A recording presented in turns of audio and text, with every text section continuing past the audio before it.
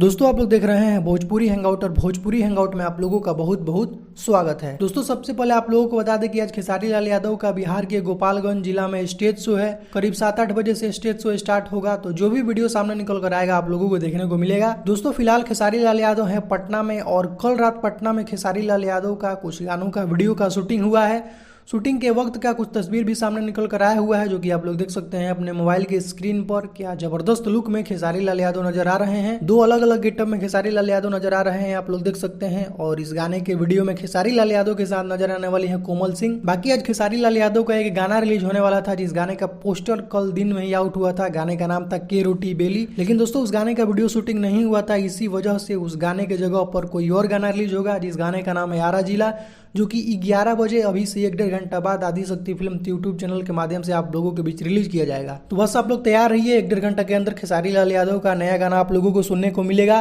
बाकी कल रात कुछ यही गाने का वीडियो का शूटिंग हुआ है, जिसका तस्वीर सामने निकल कर आया हुआ है, जो कि आप लोग देख सकते हैं अपने मोबाइल के स्क्रीन पर। तो कुछ यही अपडेट है दोस्तों अभी का। बाकी आप लोगों को शूटिंग का तस्वीर कैसा लगा आप लोग कमेंट सेक्शन में जरूर बताइएगा। तो इस वीडियो में सिर्फ इतना ही, मिलते हैं नेक्स्ट वीडियो में। Thank you so much.